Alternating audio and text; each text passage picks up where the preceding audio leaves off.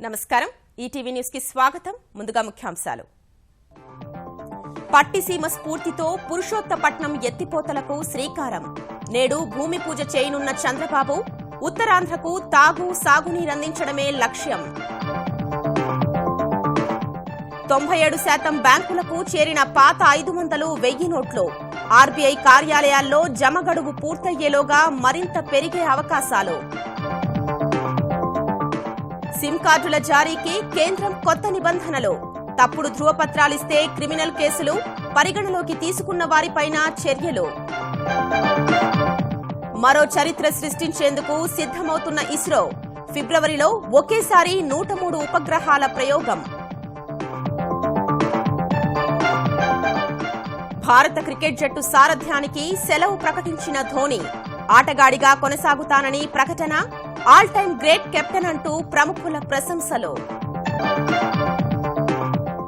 105 ఏళ్ల వయసులో ఫ్రాన్స్ వృద్ధుడి ప్రపంచ రికార్డ్ గంటలో 22.5 కిలోమీటర్ల మేర సైక్లింగ్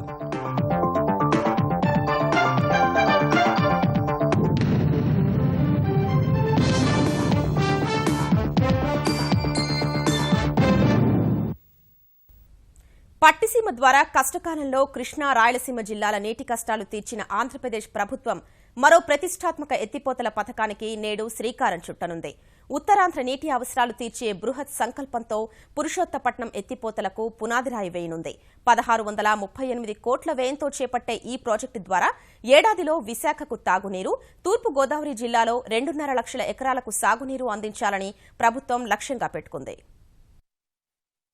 రికార్డు స్థాయిలో పట్టిసీమ ఎత్తిపోతల పథకాన్ని పూర్తి చేసి వరదల సమయంలో వృధాగా పోతున్న గోదావరి జలాలను ఒడిసిపట్టిన ఆంధ్రప్రదేశ్ ముఖ్యమంత్రి చంద్రబాబు నాయుడు అదే స్ఫూర్తితో నేడు పురుషోత్తపట్నం ఎత్తిపోతల పథకానికి భూమి పూజ చేయనున్నారు విశాఖవాసుల దాహార్తి తీర్చడంతో పాటు సాగునీరు అందించడమే లక్ష్యంగా తూర్పుగోదావరి జిల్లా సీతానగర మండలం పురుషోత్తపట్నం సమీపంలో 1638 కోట్ల రూపాయలతో చేపట్టే ఈ పథకాన్ని 2 దశల్లో పూర్తి చేస్తారు తొలి దశలో పోలవరం డ్యాం దిగువన 3500 క్యూసెక్కుల గోదావరి మిగులు జలాలను పోలవరం ఎడమ కాలువ 1.80 కిలోమీటర్ల దూరం వద్ద ఎత్తిపోస్తారు రెండో దశలో 57.88 కిలోమీటర్ల దూరంలో పోలవరం ఎడమ కాలువ నుంచి అవసరమైనప్పుడు 1400 క్యూసెక్కుల నీటిని తోడి ఏలేరు రిజర్వాయర్లోకి వదులుతారు దీనివల్ల పోలవరం ఎడమ కాలువ ప్రారంభం నుంచి 58 కిలోమీటర్ల వరకు ఉన్న ఆయకట్టు భూములు ఏలేరు రిజర్వాయర్ కింద ఉన్న భూములు పిఠాపురం బ్రాంచ్ కెనాల్ చివరి ఆయకట్టు భూములకు కలిపి మొత్తం 2 లక్షల ఎకరాలకు పైగా సాగునీరు అందించనున్నారు విశాఖ జిల్లా తాగునీరు పారిశ్రామిక అవసరాలకు అవసరమయ్యే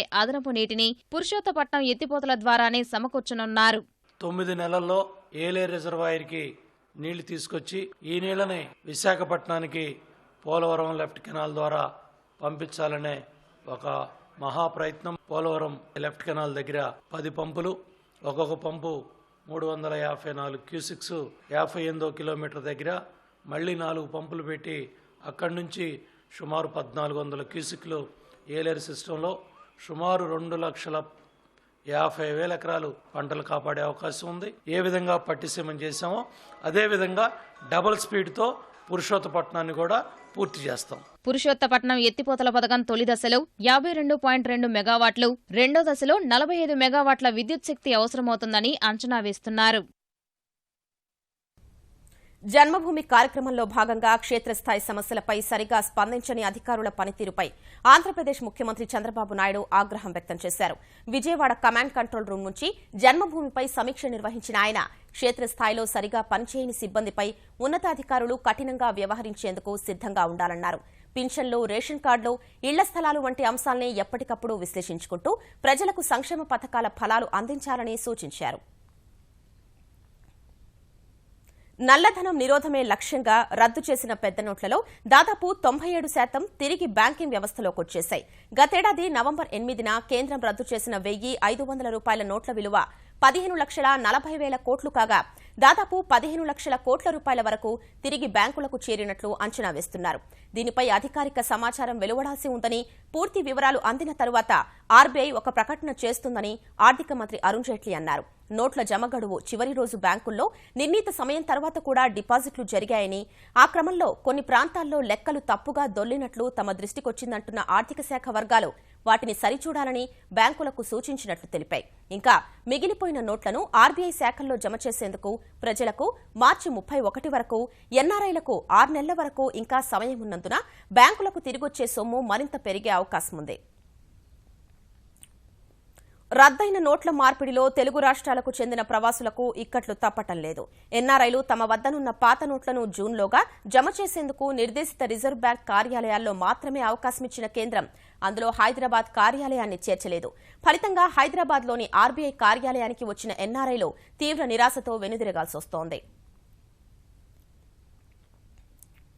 మేమేం చేయలేము. చెన్నై బండి లేదా నాగపూర్ బండి లేదంటే బొంబే బండి అని బండి ఉన్న 11,000 గురించి నేను చెన్నై నాగపూర్ పోయి తిరిగి రాగలరా? మరి ఏం న్యాయం అంటే ఇది? ఏ రకంగా మార్చారు? ఎంతమంది ఇబ్బంది పెడతారు ప్రజల్ని? మై మనీ ఇది అంత బ్లాక్ పైసలు కావు. గవర్నమెంట్ మాకు అష్యూర్ చేశారండి. I promise to pay the bearer the sum of 500 rupees, 1000 rupees కూడా ఉంది. ఇది అష్యూరెన్స్ మీ ఆర్బీఐ గవర్నర్ మాకు ఇచ్చారండి. Where is that promise? Don't harass ordinary people. నా దగ్గర డాక్యుమెంట్ అని ఇచ్చాను, అట్లీస్ట్ క్యాష్ సరెండర్ చేసుకోండి, మీరు క్రెడిట్ ఎప్పుడైనా ఇవ్వండి. అది డాక్యుమెంట్ తీసుకోవడానికి కూడా ఎవరికి క్లారిటీ లేదు. ఆర్బీఐలో ఇన్ఫర్మేషన్ లేదంటే చాలా దారుణం. అది 500, 1000 నోట్ల రద్దు తర్వాత నల్లధనాన్ని తెల్లధనంగా మార్చుకునేందుకు అడ్డదారులు తొక్కిన వారిపై ఎన్ఫోర్స్మెంట్ డైరెక్టరేట్ కొరడా జుళిపించేందుకు సిద్దమవుతోంది. తెలుగు రాష్ట్రాల్లో కొందరు బడా పారిశ్రామికవేత్తలు నల్లధనాన్ని బంగారం సహా ఇతర స్థిరచరాస్తుల రూపంలోకి మార్చుకున్నట్లు అనుమానిస్తున్న ఈడీ అవన్నీ మనీ లాండరింగ్ చట్టానికి విరుద్దమని విశ్వసిస్తోంది. హైదరాబాద్లోని ముసద్దిలాల్ బంగారు దుకాణదారుడు సుమారు 100 కోట్ల నల్లధనాన్ని చట్టబద్దం చేసుకునేందుకు నకిలీ బిల్లులు సృష్టించి దొరికిపోగా, మరో ప్రముఖ దుకాణం 3 రోజుల్లో 450 కోట్ల విలువైన పసిడిని దిగుమతి చేసుకున్నట్లు తెలుస్తోంది. ఈ తరహా లావాదేవీల్ని ఇప్పటికే ఆదాయ పన్ను శాఖ గుర్తించగా, ఆ సమాచారాన్ని తీసుకుని తమ చట్ట పరిధిలోకి వచ్చే కేసులపై ప్రత్యేక దృష్టి సారించాలని ఈడీ అధికారులు నిర్ణయించారు. ఉత్తరప్రదేశ్లోని అధికార సమాజ్వాదీ పార్టీ ఎమ్మెల్యే అంగరక్షకుడి బ్యాంకు ఖాతాలో దాదాపు 100 కోట్లు జమ అవడం విస్తుగొలుపుతోంది. సీసామవు శాసనసభ్యుడు ఇర్ఫాన్ సోలంకి వద్ద గన్మెన్ గా పనిచేస్తున్న గులాం జిలానీ నగదు ఉపసంహరణ కోసం ఏటీఎంకు వెళ్లాడు. మినీ స్టేట్మెంట్ తీసిన జిలానీ తన ఎస్బీఐ బ్యాంకు ఖాతాలో ఏకంగా 99 కోట్ల 99 లక్షల 2,724 రూపాయలు ఉండడాన్ని చూసి నివ్వెరపోయాడు. వెంటనే ఎమ్మెల్యేకు విషయం చెప్పాడు. ఎమ్మెల్యే ద్వారా బ్యాంకు అధికారులకు కాన్పూర్ జిల్లా కలెక్టర్కు ఫిర్యాదు చేశాడు. ప్రస్తుతానికి జిలానీ ఖాతాను స్తంభింపజేసిన బ్యాంకు అధికారులు ఈ వ్యవహారంపై దర్యాప్తు చేస్తున్నారు. ఉత్కంఠ రేపుతున్న ఉత్తరప్రదేశ్ ఎన్నికల్లో కమలం వికసిస్తుందని ఇండియా టుడే యాక్సిస్ సర్వేలో వెల్లడైంది. అక్టోబర్, డిసెంబర్ నెలల్లో నిర్వహించిన సర్వేలో మొత్తం 403 స్థానాలకు గాను భాజపా 206 నుంచి 216 స్థానాలు గెలుచుకోనుండగా, ప్రస్తుత అధికార సమాజ్వాదీ పార్టీ 92 నుంచి 97 సీట్లతో రెండో స్థానానికే పరిమితమవుతుందని, బీఎస్పీ 79 నుంచి 85 స్థానాలతో మూడో అతిపెద్ద పార్టీగా మిగిలిపోతుందని వెల్లడైంది. 2012లో 47 శాసనసభ స్థానాలకే పరిమితమైన భాజపాకు ప్రధాని మోదీ తీసుకున్న నోట్ల రద్దు నిర్ణయం మేలే చేస్తుందని సర్వే పేర్కొంది. నోట్ల రద్దుకు ముందు అక్టోబర్లో జరిపిన సర్వేతో పోలిస్తే డిసెంబర్లో భాజపాకు ఓటు బ్యాంకు 2% పెరిగినట్లు సర్వే వెల్లడించింది. మరోవైపు ఇంటి పోరుతో నిట్ట నిలువున చీలిన సమాజ్వాదీ పార్టీలో ముసలం ముదిరి పాకాన పడింది. ఎన్నికల షెడ్యూల్ వెలువడినప్పటికీ ములాయం, అఖిలేష్ ఎవ్వరూ వెనక్కి తగ్గడం లేదు. ఎన్నికల షెడ్యూల్ వెలువడ్డానికి ముందు సీనియర్ నేత ఆజం ఖాన్ మరోసారి చేసిన రాజీ ప్రయత్నం విఫలమైంది. ములాయం, అఖిలేష్తో వేర్వేరుగా సుదీర్ఘ సంప్రదింపులు జరిపినా ఆధిపత్య పోరుకు తెరపడలేదు. ములాయంతో మొదట 4 గంటలు చర్చించిన ఆజం ఖాన్ తరువాత అఖిలేష్తో సమావేశమవడంతో ఇక సయోధ్య కుదిరినట్లేనని అంతా భావించినా అలాంటిదేమీ లేదని అఖిలేష్ వర్గానికి చెందిన బహిష్కృత నేత రామ్ గోపాల్ యాదవ్ తెలిపారు. మళ్లీ జతకట్టే అవకాశాలు కూడా లేవని ఆయన స్పష్టం చేశారు. అంతకుముందు యూపీ ప్రవాసీ దివస్లో పాల్గొన్న ముఖ్యమంత్రి అఖిలేష్ యాదవ్ ఎక్కడ నట్లు బిగించాలో, ఎక్కడ సుత్తి ఉపయోగించాలో తనకు తెలుసంటూ ఆసక్తికర వ్యాఖ్యలు చేసి రాజకీయాన్ని రసకందాయంలో పడేశారు. మరోవైపు సైకిల్ గుర్తుపై ఇరు వర్గాల విజ్ఞాపనలు పరిశీలిస్తున్నామన్న ఎన్నికల కమిషనర్ నసీం జైదీ సరైన సమయంలో సరైన నిర్ణయం తీసుకుంటామని చెప్పారు. 5 రాష్ట్రాల ఎన్నికలకు నగారా మోగిన వేళ ఫిబ్రవరి 1న కేంద్ర బడ్జెట్ ప్రవేశపెట్టడానికి అనుమతినివ్వొద్దని విపక్షాలు ఎన్నికల సంఘాన్ని కోరాయి. ఎన్నికల ముంగిట బడ్జెట్ ప్రవేశపెడితే ఎన్నికలు జరిగే రాష్ట్రాలకు తాయిలాలు ప్రకటించే అవకాశం ఉందని కాంగ్రెస్, వామపక్షాలతో పాటు ఎస్పీ, బీఎస్పీ కేంద్ర ఎన్నికల సంఘానికి లేఖలు రాశాయి. ఇది కేంద్రంలో అధికారంలో ఉన్న భాజపాకు చేజేతులా అవకాశం ఇచ్చినట్లేనని అభిప్రాయపడ్డాయి. విపక్షాల విజ్ఞాపనల్ని పరిశీలిస్తున్నామన్న కేంద్ర ఎన్నికల సంఘం కమిషనర్ నసీం జైదీ త్వరలోనే ఒక నిర్ణయం తీసుకుంటామని చెప్పారు. అటు విపక్షాల తీరును కేంద్ర ఆర్థిక మంత్రి అరుణ్ జైట్లీ తప్పుపట్టారు. నోట్ల రద్దుతో ప్రజాగ్రహం తప్పదని శపించిన పార్టీలో ఇప్పుడు ఎందుకు భయపడుతున్నాయని జైట్లీ చురకలు వేశారు.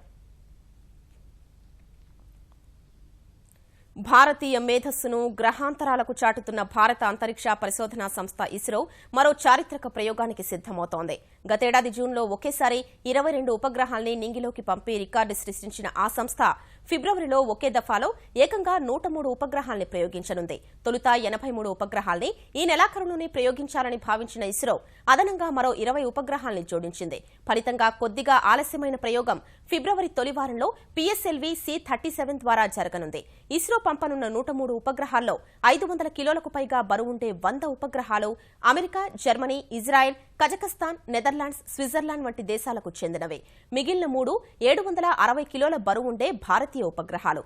పాక్ మినహా ఇతర దక్షిణాసియా దేశాలకు భారత్ తరపున కానుకగా అందించాలని ప్రధాని మోదీ సంకల్పించిన దక్షిణాసియా ఉపగ్రహాన్ని మార్చిలో ప్రయోగించనున్నట్లు ఇస్రో వెల్లడించింది.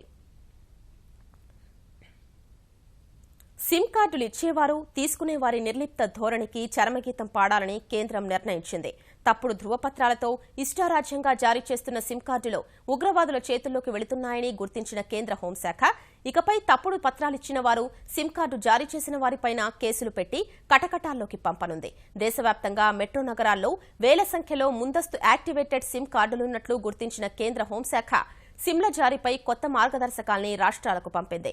తాజా నిబంధనల ప్రకారం ఖచ్చితమైన ధృవపత్రాలతో పాటు సిమ్ కొనుగోలు చేసే వారి నుంచి విక్రేతలు ప్రమాణపత్రం తీసుకోవాలని, గుర్తింపు కోసం ఇచ్చే ఫోటోలోని వ్యక్తి సంతకం తీసుకుని నేరుగా అతనికే సిమ్ ఇవ్వాలని స్పష్టం చేసింది. సర్వీస్ ప్రొవైడర్లు కూడా 1కి 2 సార్లు ధృవపత్రాలన్నీ సరైనవని నిర్ధారించుకున్నాకే సిమ్ కార్డులు యాక్టివేట్ చేయాలని, అనుమానాలుంటే పోలీసులకు సమాచారం ఇవ్వాలని సూచించింది. భారత క్రికెట్ జట్టుకు అత్యంత విజయవంతమైన నాయకుడిగా ఘనత వహించిన మహేంద్ర సింగ్ ధోని పరిమిత ఓవర్ల క్రికెట్ సారథ్య బాధ్యతల నుంచి వైదొలిగాడు. ఇంగ్లాండ్తో కీలకమైన వన్డే సిరీస్కు ముందు అనూహ్యంగా బీసీసీఐకి సమాచారమిచ్చిన ధోని ఇకపై ఆటగాడిగా జట్టులో కొనసాగుతానని ప్రకటించాడు. వన్డేలు, టీ20ల్లో భారత్ను విజేతగా నిలిపిన జార్ఖండ్ డైనమైట్ ఛాంపియన్స్ ట్రోఫీని అందించాడు. అన్ని ఫార్మెట్లలో భారత్కు అత్యుత్తమ విజయాలు అందించిన మహేంద్ర సింగ్ ధోని పరిమిత ఓవర్ల క్రికెట్లో సారథ్య బాధ్యతల నుంచి వైదొలిగాడు. 2 ఏళ్ల క్రితమే టెస్ట్ కెప్టెన్సీని వదులుకొని వన్డే, టీ20లో నాయకుడిగా కొనసాగుతున్న మహి ఇంగ్లాండ్తో వన్డే, టీ20 సిరీస్కు ముందు అందరినీ ఆశ్చర్యపరిచాడు. రంజీ ట్రోఫీలో జార్ఖండ్, గుజరాత్ మధ్య రెండో సెమీఫైనల్ సందర్భంగా నాగ్పూర్ వెళ్లిన Dhoni BCCI selection committee chairman MSK Prasad కు తన నిర్ణయాన్ని తెలిపాడు. జార్ఖండ్ డైనమైట్ అంకితభావం, దేశభక్తి అందరికీ తెలుసని, అన్నీ ఆలోచించాకే ధోని నిర్ణయం తీసుకుని ఉంటాడని ఎంఎస్కే తెలిపాడు. నాయకుడిగా తప్పుకోవడానికి ధోని ఇదే సరైన సమయంగా భావించి ఉంటాడన్న ఎంఎస్కే అతడి నిర్ణయాన్ని అందరూ గౌరవించాలని సూచించాడు. భారత జట్టు క్లిష్ట పరిస్థితుల్లో ఉన్నప్పుడు 2007లో టీ20 జట్టుకు సారథిగా ఎంపికైన ధోని తొలి ప్రయత్నంలోనే కుర్రాళ్లతో కలిసి టీమిండియాను విశ్వ విజేతగా నిలిపాడు. అదే ఏడాది వన్డేల్లోనూ నాయకత్వం అందుకొని కంగారూ గడ్డపై కామన్వెల్త్ బ్యాంక్ సిరీస్ గెలిపించాడు. ఆసీస్ గడ్డపై వన్డే, టీ20 సిరీస్లు గెలిపించిన ఏకైక భారత్ కెప్టెన్ గా భారత్ తరపున అత్యంత విజయవంతమైన సారథిగా ధోని రికార్డులకెక్కాడు. మహీ కెప్టెన్సీలో 199 వన్డేలు ఆడిన టీమిండియా 110 మ్యాచ్ల్లో గెలవగా 74 వన్డేల్లో ఓడింది. ధోని కెప్టెన్సీలో 72 టీ20లు ఆడిన టీమిండియా 41 మ్యాచ్లు గెలిచి 28 టీ20ల్లో ఓడింది. వన్డేల్లో కెప్టెన్ గా 54 సగటు, 86 స్ట్రైక్ రేట్తో 6,633 పరుగులు చేసిన మహి టీ20 సారథిగా 122.6 స్ట్రైక్ రేట్తో 1,112 పరుగులు సాధించాడు.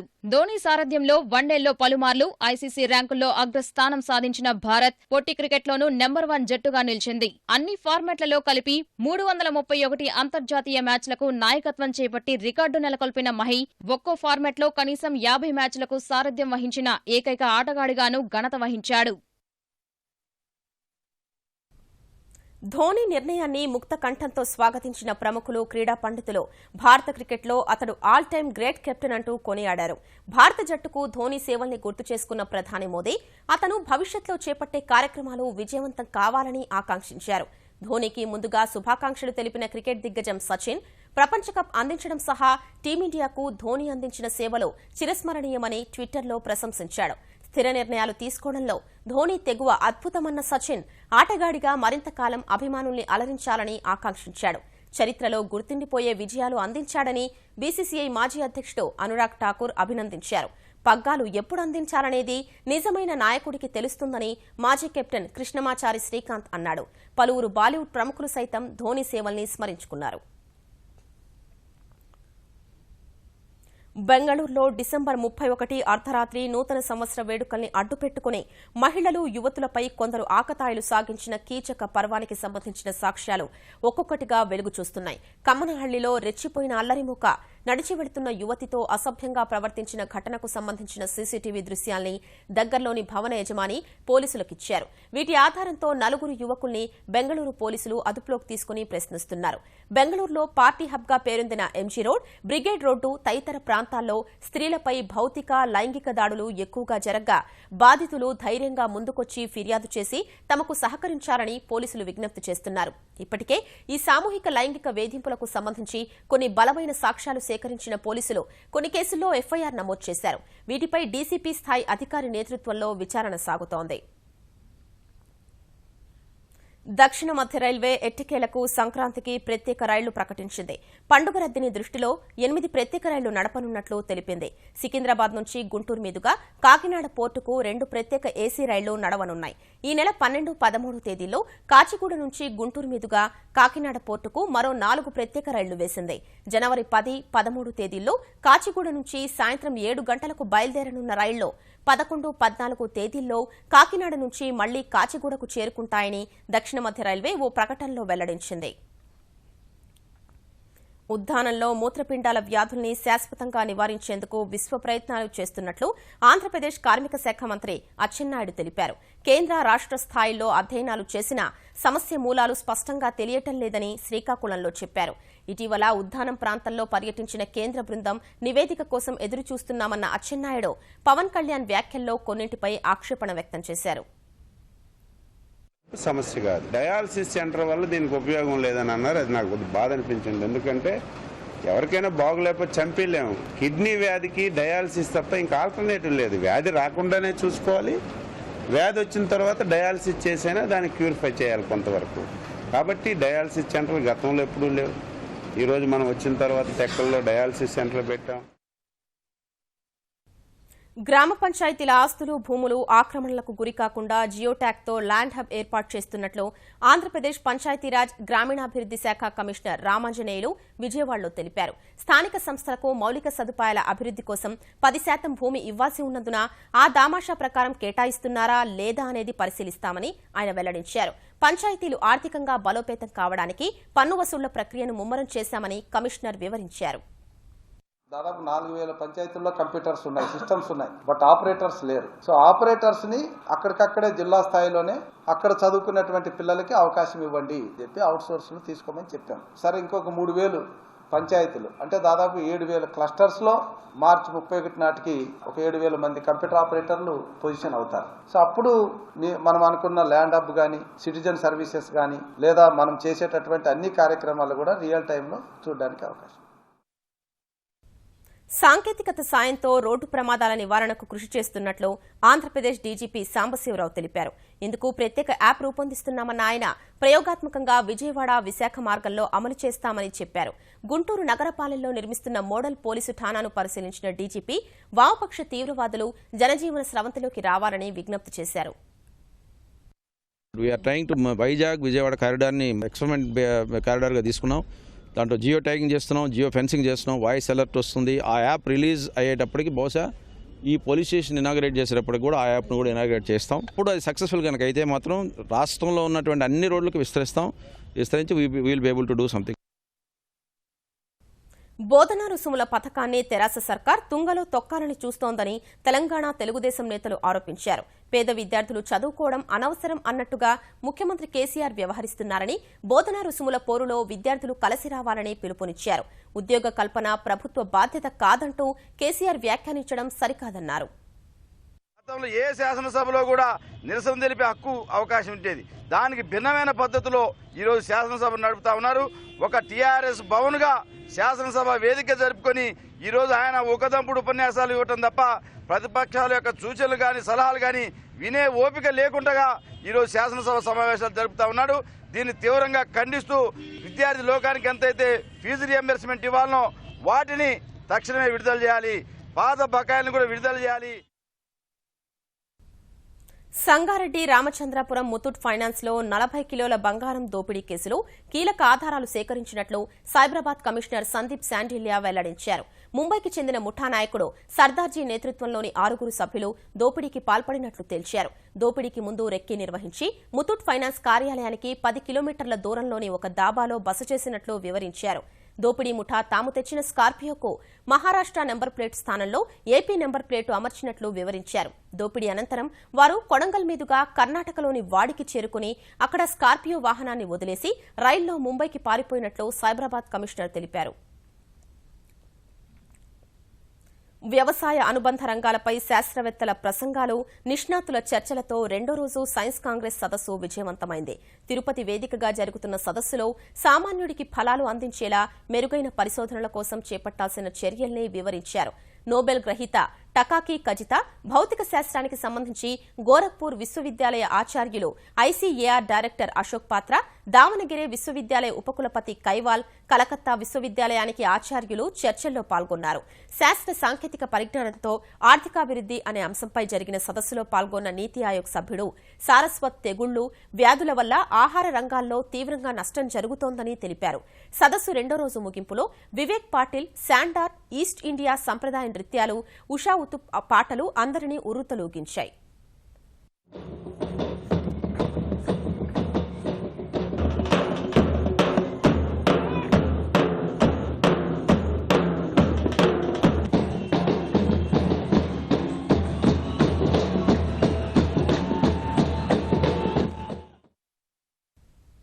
ఫ్రాన్స్కు చెందిన రోబర్ట్ మర్చెంట్ అనే 105 ఏళ్ల వృద్ధుడు ప్రపంచ రికార్డు నెలకొల్పాడు.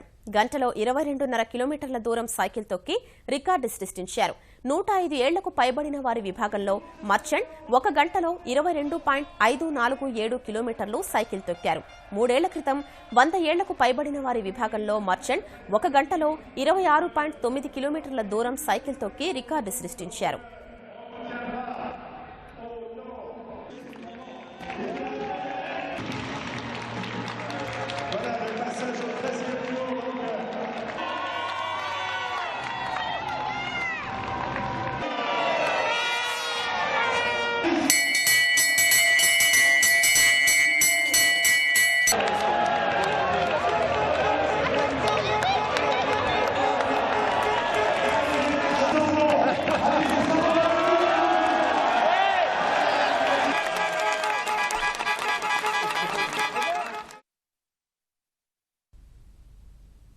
ఈటీవీ న్యూస్ సమాప్తం. నమస్కారం.